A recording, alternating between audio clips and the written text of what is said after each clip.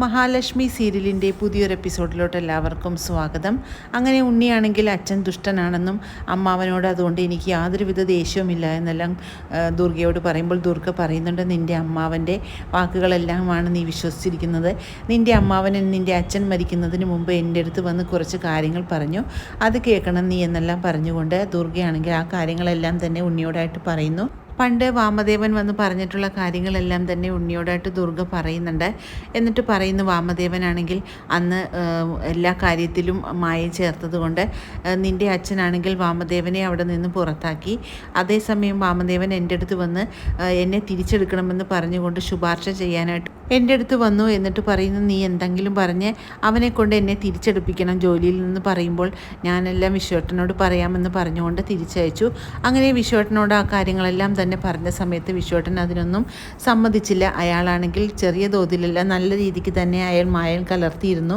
കണ്ണനെ പോലെ തന്നെയാണ് വിശ്വേട്ടനും. എന്തെങ്കിലും കാര്യമായിട്ട് മാസം തോറും കൊടുക്കാമെന്നല്ലാതെ കമ്പനിയിൽ നിന്ന് തിരിച്ചെടുക്കില്ല എന്ന് വിശ്വേട്ടൻ തീർത്തു പറഞ്ഞു.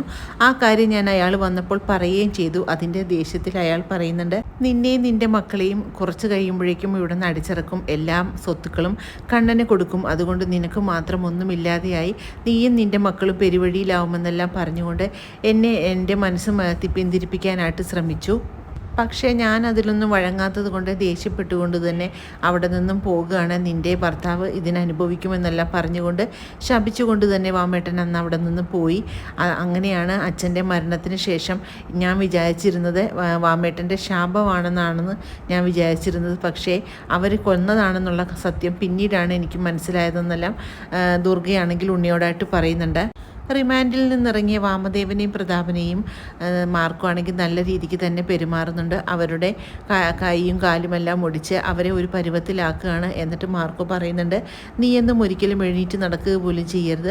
കണ്ണൻ സാറിൻ്റെ മഹാലക്ഷ്മിയും നശിപ്പിക്കാനായിട്ടല്ലേ നീ എല്ലാം എണീറ്റ് നടക്കുന്നത്, അതുകൊണ്ട് നിൻ്റെ കാലും കൈയുമെല്ലാം ഞാനിങ്ങോട്ട് എടുക്കുകയാണെന്നെല്ലാം പറഞ്ഞുകൊണ്ട് രണ്ടുപേരെയും നല്ല രീതിക്ക് തന്നെ മർദ്ദിക്കുന്നു. അവർ രണ്ടുപേരും വാവിട്ട് തന്നെ നിലവിളിക്കുകയാണ്, ഞങ്ങളെ ഒന്നും ചെയ്യില്ലേ, വെറുതെ വിടണേ എന്നെല്ലാം പറഞ്ഞുകൊണ്ട്. പക്ഷേ മാർക്കോ ആണെങ്കിൽ അതൊന്നും ശ്രദ്ധിക്കാതെ തന്നെ രണ്ടുപേരെയും നല്ല രീതിക്ക് തന്നെ പെരുമാറുന്നു. മരണശേഷമല്ല, ഈ ഭൂമിയിൽ തന്നെയാണ് അവനവൻ ചെയ്യുന്ന പാപത്തിൻ്റെ ഫലം അനുഭവിക്കുന്നതെന്നല്ല മാർക്കോ പറയുന്നത് കേട്ട് രണ്ടുപേരും വാവിട്ട് തന്നെ നിലവിളിക്കുന്നു.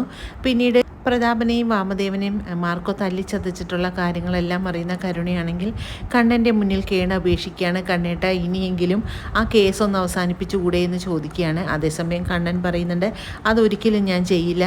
എൻ്റെ അച്ഛനെ നീചമായിട്ട് കൊലപ്പെടുത്തി അവരെ രണ്ടുപേരെയും ഞാൻ വെറുതെ വിടാനായിട്ട് ഉദ്ദേശിക്കുന്നില്ല. നഷ്ടപരിഹാരം മേടിക്കുക തന്നെ ചെയ്യും. എന്നിട്ട് ഏതെങ്കിലും ഒരു അനാഥാലയത്തിൽ കൊടുത്ത് അവരുടെ സ്വത്തുക്കളെല്ലാം തന്നെ ഞാൻ വാങ്ങിച്ചെടുക്കും. അങ്ങനെ അവരെ പാപ്പരാക്കുക തന്നെ ചെയ്യുമെന്നെല്ലാം കണ്ണൻ പറയുന്നത് കേട്ട് ആകെ വിഷമിച്ച് നിൽക്കുകയാണ് കരുണ. എന്നിട്ട് ദുർഗ പറയുന്നുണ്ട്, എന്തിനാണ് ഇവരെല്ലാം ജീവിച്ചിരിക്കുന്നത്, ഇവരെല്ലാം മരിക്കുന്നത് തന്നെ നല്ലത്. ഒരാൾക്കും ഒരു ഉപകാരവുമില്ലാതെ ഈ ഭൂമിയിൽ ജീവിക്കേണ്ട യാതൊരുവിധ കാര്യവുമില്ല എന്ന് ദുർഗ പറയുന്നത് കേട്ട് ആകെ ദേഷ്യത്തോടു കൂടി തന്നെ ഇരിക്കുകയാണ് നമ്മുടെ ഉണ്ണിക്കാണെങ്കിലും നഷ്ടപരിഹാരം കിട്ടണമെന്ന് തന്നെയാണ്.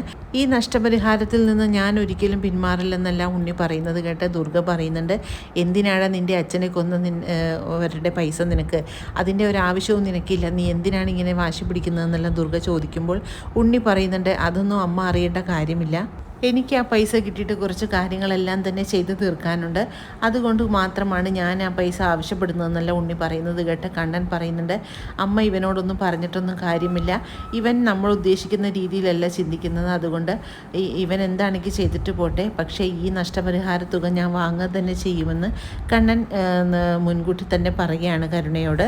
അങ്ങനെ വരാനിരിക്കുന്ന വളരെ ത്രില്ലിംഗ് ആയിട്ടുള്ള എപ്പിസോഡുകൾക്കായിട്ട് നമുക്ക് കാത്തിരിക്കാം. ഈ റിവ്യൂ ഇഷ്ടമാകുകയാണെങ്കിൽ ലൈക്കും ഷെയറും സബ്സ്ക്രൈബും ചെയ്ത് സപ്പോർട്ട് ചെയ്യണേ. പുതിയൊരു എപ്പിസോഡിനായിട്ട് നമുക്ക് കാത്തിരിക്കാം.